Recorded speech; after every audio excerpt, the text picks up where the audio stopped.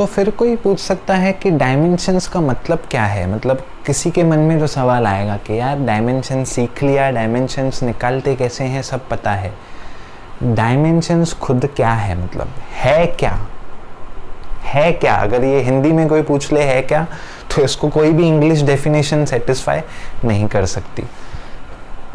Dimensions क्या है?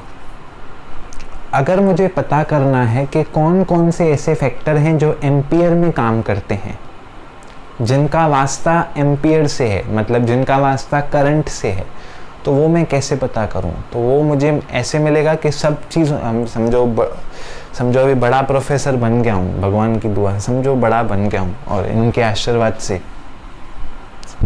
तो ऐसे 100-200 स्टूडेंट्स मेरे बैठे हैं और कुछ मेरा बड़ा काम चल रहा है और मुझे जानना है कि एम्पियर में कौन सी क्वांटिटी है। तो अब मैं क्या करूँगा, फिज़िक्स की जितनी भी क्वांटिटीज़ हैं, जितनी भी, सबकी सब इकट्ठी करूँगा और दे दूँगा 200 स्टूडेंट्स को कि इनके डायमेंशंस बैठ के निकालो।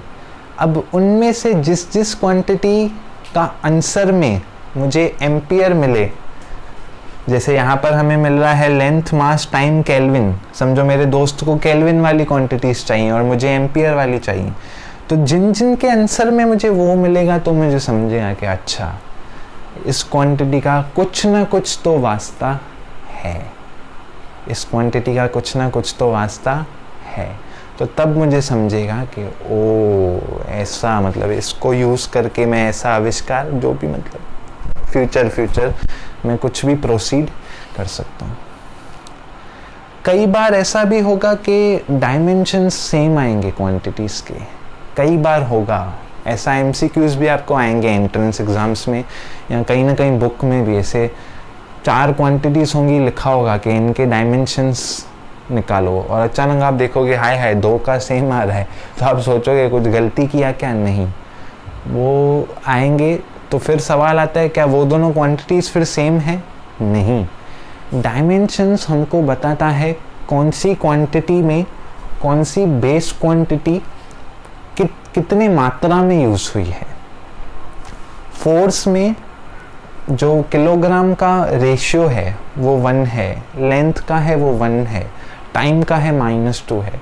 ऐसे ही कोई क्वांटिटी रह सकती है जो बताए कि ये क्वांटिटी का यूज़ मास में 1 है, जैसे कि एनर्जी का हमने इसी ने पिछले लेक्चर में निकाला, तो वहाँ पर m1 में था, t-2 में था, तो हम समझ सकते हैं कि हाँ चलो रेशियो वाइज थोड़ा रिलेट हो रहा है, बट इसका मतलब ये नहीं है कि वो क्वांटिटी एक ही है, क्योंकि ये डायमेंशंस हमको इक्वालिटी बताता है। इक्वालिटी क्या बताता है?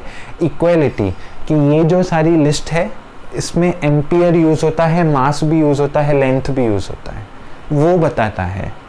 वो नहीं बताएगा कि ये दोनों इक्वल हैं। कैसे? अब डायमेंशंस में हम नंबर्स इग्नोर करते हैं। Dimension is equals to the kinetic energy is equals to ½ mv²। Numbers हम इग्नोर कर रहे हैं।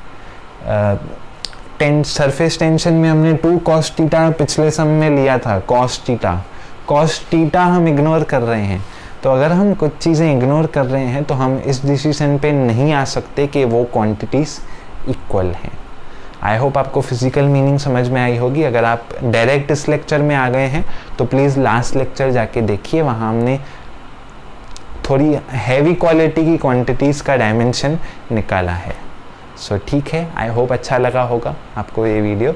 सो ठीक है, मिलते हैं अगले वीडियोस में। शेयर करना ना भूलें।